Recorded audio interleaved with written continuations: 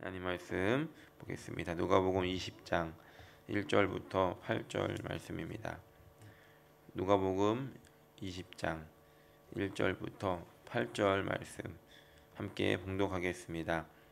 하루는 예수께서 성전에서 백성을 가르치시며 복음을 전하실새 대제사장들과 서기관들이 장로들과 함께 가까이 와서 말하여 이르되 당신이 무슨 권위로 이런 일을 하는지 이 권위를 준 이가 누구인지 우리에게 말하라.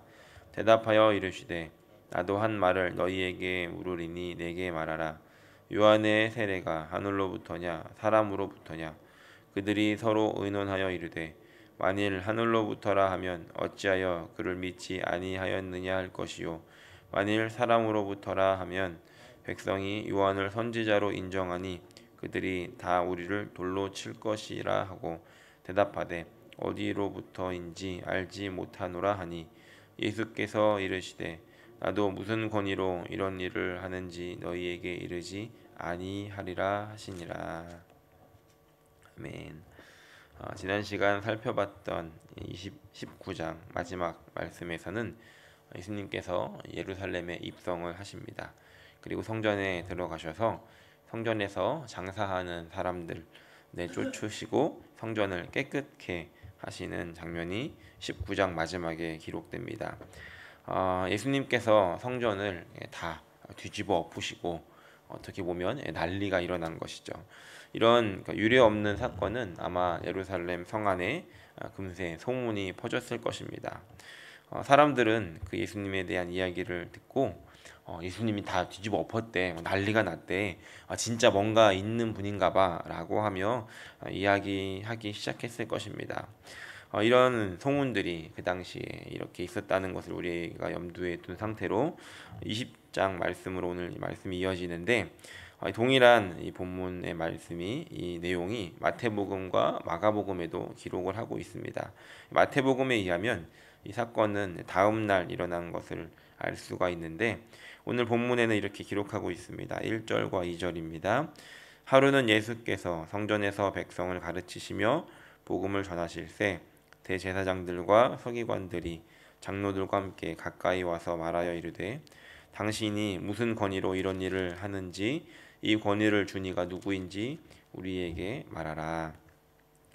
대제사장들 그리고 서기관들, 장로들이 함께 와서 지금 예수님에게 질문을 하고 있습니다. 이들은 왜 예수님을 찾아왔던 것일까요? 이들이 2절의 물음처럼 당신이 무슨 권위로 이것을 하십니까? 무슨 권위가 있는지를 궁금해서 왔던 것일까? 아마 그렇지 않았던 것 같습니다. 이 당시에 대제사장 그리고 서기관들, 장로들이라고 하면 유대인들의 최고 의결기관이었던 사네드린이라고 하는 이 공의회의 멤버들이었습니다. 이 사네드린이라는 말을 많이 들어보셨을 텐데 이것은 이렇게 로터리 클럽 이렇게 모여서 교제하기 위한 것이 아니라 로마에서 공식적으로 허락해준 정치 기관이었습니다. 특별히 유대인들은 어떤 종교적인 특성을 가지고 있었기 때문에 이 로마 사람들이 그들의 어떤 종교적인 부분에 대해서는 특별히 제재를 하지 않고 그런 권위들에 대해서 그것을 재판하고 또 결정하고 판결할 수 있는 권위를 이 사네드린에 주어졌는데 로마에서 공식적으로 허락해준 그런 기관이었습니다. 그러니까 쉽게 이해를 하자면 유대인들에게인 어떤 국회의원들 같은 느낌이라고 볼 수 있을 것 같습니다. 그러면서 이 로마는 그 사네드린에게 이런 재판할 수 있는 권한도 주었고 또 성전을 관리할 수 있는 권위도 부여를 했습니다. 이 사네드린의 리더들에게 성전을 잘 관리할 수 있는 그리고 성전을 이렇게 컨트롤할 수 있는 권위를 로마에서 주었는데 그렇다면 이들은 그 권위를 잘 사용했는가? 그렇지 않았습니다. 돈을 주고 대제사장 직분을 사기도 했기 때문에 그것을 만회하기 위해서 그 장사를 조장하기도 했고 또 성전 공사를 위해서 과도한 헌금을 요구하기도 했었습니다. 그러다 보니 이 성전이 제대로 된 역할을 하지 못하고 있었던 것입니다. 예수님께서 그렇기 때문에 그 성전에 들어가셔서 그것을 다 뒤집어 엎으시고 내 집은 기도하는 집이다라고 말씀하셨던 것입니다. 백성들에게 예수님의 모습은 멋있어 보였고 존경스러웠고 또 정말로 귀한 모습이었겠지만 그 성전을 관리하는 권한을 부여받았던 그 성전을 어떻게 보면 주인 역할을 하고 있었던 대제사장들과 서기관들, 장로들에게는 이 예수님의 이런 모습이, 이 사건이 아주 불편했던 것입니다. 그래서 예수님을 찾아왔던 것입니다. 그래서 2절 말씀에 당신이 무슨 권위로 이런 일을 하는지, 누가 당신에게 이 권한을 주었는지 말하라 라고 이야기하는 겁니다. 쉽게 말해서 성경에 조금 이렇게 이제 완곡하게 표현을 했지만 이들의 마음에 예수님에게 한 질문은 네가 뭔데 와서 남의 밥상을 뒤집어 엎고 난리냐라는 겁니다. 누구 허락받고 여기서 가르치고 있냐 이런 뜻이라는 것이죠. 이들은 정말로 예수님께 예수님의 권위가 누구로부터 왔는지 궁금해서 물었던 것이 아니라 지금 예수님의 그 행동과 그 모습에 기분이 나빠서 예수님을 비방하기 위해서 찾아왔던 것입니다. 그리고 예수님을 궁지에 몰아놓고 예수님을 트집 잡아서 예수님을 죽이기 위해서 예수님을 찾아왔던 것입니다. 예수님께 찾아왔던 이 지도자들은 자신들이 가지고 있었던 권위, 사내들인에서 결정할 수 있는 권위라든가 아니면 성전을 관리할 수 있는 그런 권위들이 로마 정부로부터 왔다라고 생각을 했습니다. 그래서 이 성전에 대해서 쥐고 펼 수 있는 그런 권한이 자신들의 손에 있다라고 생각을 했던 것입니다. 그리고 그것은 마치 자신들의 어떤 수고와 열심과 자신들의 노력으로 얻어진 권위다라고 여기고 있었던 것입니다. 그러다 보니 정작 그들이 그 권위를 가지고 있는 손에 쥔 것을 놓고 싶진 않았고 또 그것을 가지고 어떤 그 권위주의적인 모습을 행사는 했지만 정작 중요한 그 성전이 무엇을 하는 곳인지에 대해서는 잊고 있었다는 겁니다.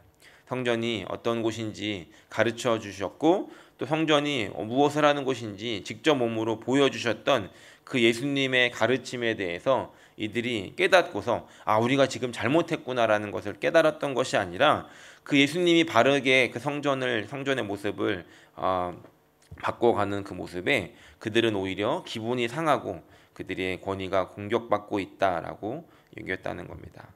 그렇다면 오늘 이 말씀을 통해서 우리가 무엇을 오늘 이 시대에 우리 교회에 또 우리에게 적용할 수 있을까?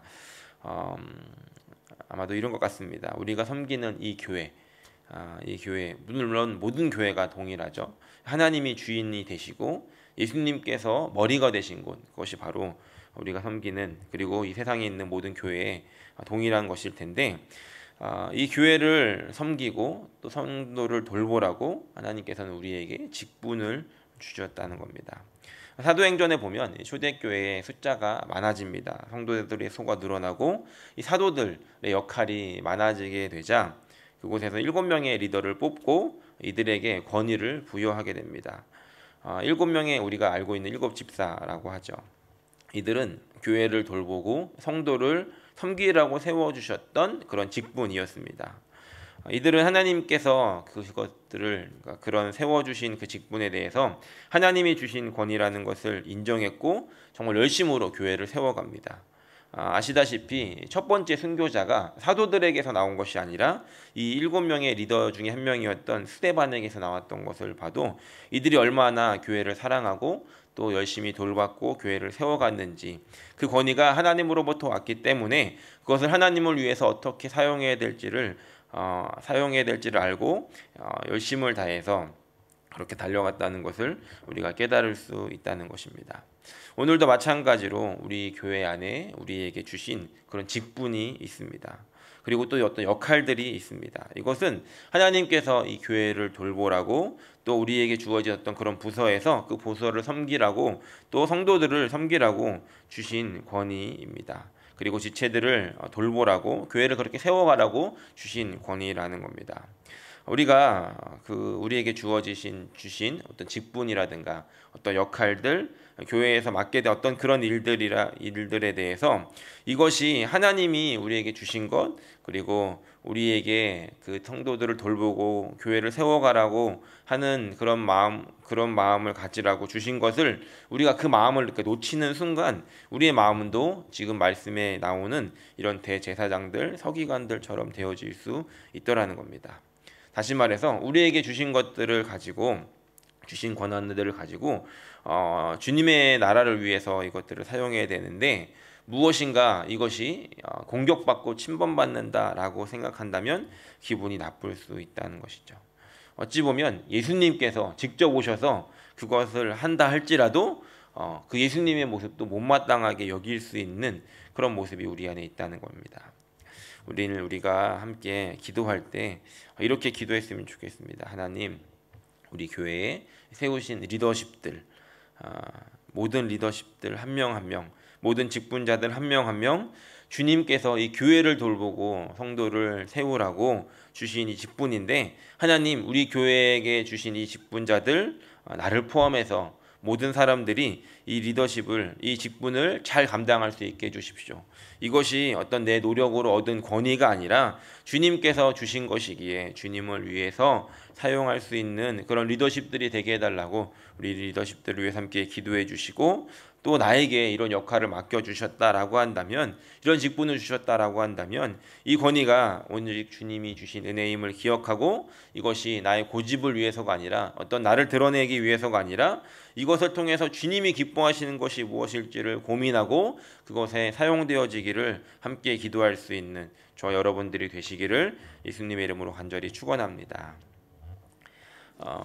이들이 예수님께 했던 질문으로 다시 돌아가면 이 권위를 누가 주었는지 이렇게 질문을 하고 있습니다. 그러자 예수님께서 이렇게 대답을 하십니다. 3절과 4절에 대답하여 이르시되 나도 한 말을 너희에게 물으리니 내게 말하라. 요한의 세례가 하늘로부터냐 사람으로부터냐 라고 예수님께서 반대로 질문을 하십니다. 먼저 찾아왔던 이 대제사장들, 서기관들, 장로들의 질문에 대해서 예수님이 하셨던 대답은 다른 질문이었습니다. 오늘 말씀의 제목을 우문현답이라고 지어봤는데, 예수님께서는 이들의 질문의 의도를 아셨고, 또 예수님께서는 이들이 했던 질문이 얼마나 가치가 없는 것을 아셨기 때문에 예수님께서 스스로 깨달으라고, 그리고 이들에 대해서 대답하시기를 거부하시면서 반대의 질문을 던지셨던 겁니다. 그런데 이 질문은 이들에게는 굉장히 곤란한 질문이었습니다. 5절과 6절을 보면 이들이 얼마나 곤란해했는지를 알 수 있는데, 5절과 6절에 이렇게 기록합니다. 그들이 서로 의논하여 이르되 만일 하늘로부터라 하면 어찌하여 그를 믿지 아니하였느냐 할 것이요 만일 사람으로부터라 하면 백성이 요한을 선지자로 인정하니 그들이 다 우리를 돌로 칠 것이라 라고 생각했다는 겁니다. 요한은 이미 순교하고 없었지만 그 요한에 대해서 사람들은 그 요한의 그 사역이 하나님으로부터 왔다는 것을 사람들은 인정하고 있었다는 것이죠. 그런데 그것에 대해서 예수님이 던졌던 질문은 이 대제사장들과 서기관들에게 그것이 정말 하늘로부터냐 아니면 사람으로부터냐라는 질문을 던지면서, 만약에 그들이 요한이 그 사역이 하늘로부터다라고 한다면, 그렇게 이야기를 한다면 정작 그들은 그 요한의 사역을 못마땅하게 여겼기 때문에 그들이 그 하나님으로부터 왔던 것을 인정하지 않은 게 되었을 것이고, 또 하나님으로부터 온 게 아니라 그냥 요한이 스스로 그렇게 한 것이다, 사람들의 인기를 스스로 세운 것이다 라고 한다면 사람들은 이 요한을 하나님이 보내신 사람으로 인정했기 때문에 이들이 돌로 맞을 그런 각오를 해야 되는 그런 위험한 일들이라는 것을 이들이 알았다는 겁니다. 예수님도 그것을 간파했기 때문에 오히려 이들에게 질문을 던졌던 것입니다. 그리고 7절에 이들은 이런 대답을 예수님에게 가지고 옵니다. 대답하되 어디로부터인지 알지 못하노라 라고 예수님에게 대답을 합니다. 이것은 대답을 피한 것입니다. 왜냐하면 그 대답이 어떤 대답을 하더라도 이들에게는 이익이 될 게 없고 손해가 될 것이라는 것을 알았기 때문에 모른다 라고 이렇게 대답을 했던 것이죠. 그때 예수님께서 그들의 대답을 들으시고 이렇게 말씀하십니다. 예수께서 이르시되 나도 무슨 권위로 이런 일을 하는지 너희에게 이르지 아니하리라. 이들의 대답을 듣고 예수님께서 자, 내가 잘 설명을 해줄게, 들어봐 라고 하면서 설명을 해주시거나, 아니면 너 이런 마음을 가지고 있는데 내가 이런 질문을 했으니까 놀랬지 라고 하면서 그들을 곤란하게 하셨던 것이 아니라, 예수님께서 그들의 대답을 받으시고 예수님도 마찬가지로 나도 무슨 권위로 이런 일을 하는지 너희에게 대답하지 않을 거야 라고 하면서 이 대답을 거절하셨다는 겁니다.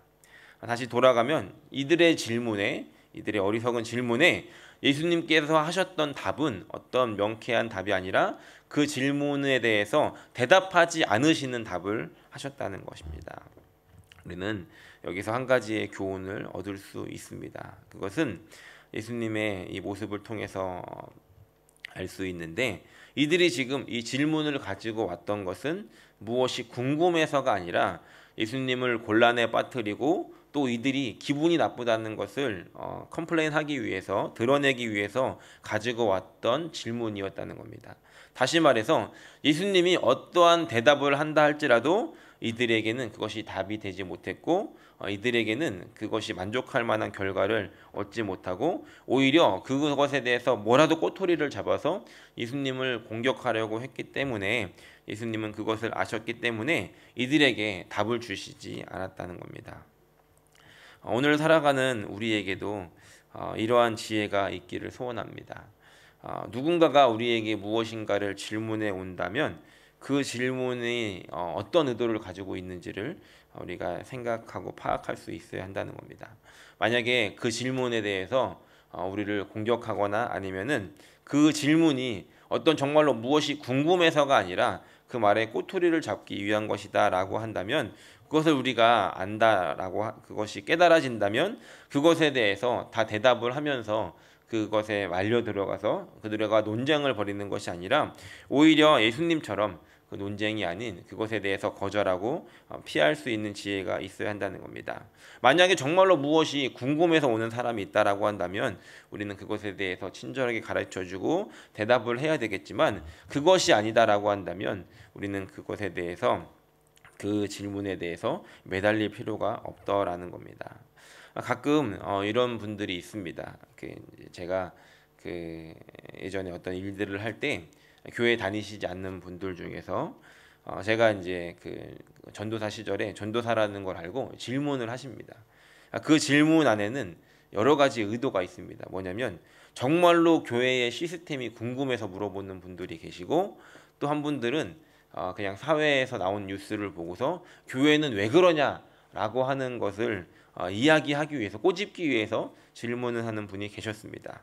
정말로 궁금해하신 분들에게는 제가 이제 잘 설명을 해드렸지만, 그것에 대해서 궁금하신 것이 아니라 꼬집으려고 하셨던 분들에 대해서는 물론 이제 그분들에게도 열심히 대답을 해드렸죠. 그런데 나왔던 결론은 무엇이냐면, 저는 그분들을 설득하려고 했지만 그분들이 설득이 되는 것이 아니라 그 얘기를 다 듣고 그래도 그런 게 어디 있어라고 하면서 자신들의 그냥 그 푸념만 늘어놓고 가더라는 겁니다. 그러니까 힘들게 대답을 했는데 대답할 가치가 없었다는 것이죠. 이미 그들은 듣지 않으려고 했기 때문입니다.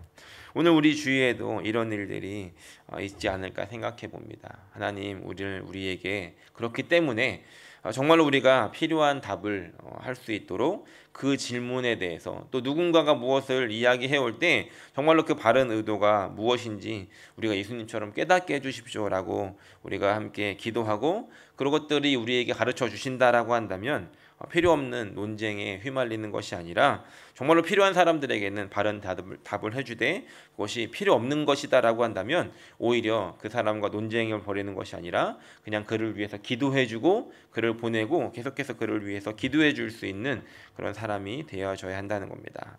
바라기는 오늘 저 여러분들의 삶 속에 누군가가 어리석은 질문을 해올 때 우리는 그들에게 바른 답을 할 수 있도록 하나님 우리에게 지혜를 주시고, 또 그 순간에 우리가 어떻게 대답해야 될지 지혜를 주십시오 라고 기도할 수 있는 그런 저와 여러분들이 되시기를 예수님의 이름으로 간절히 축원합니다.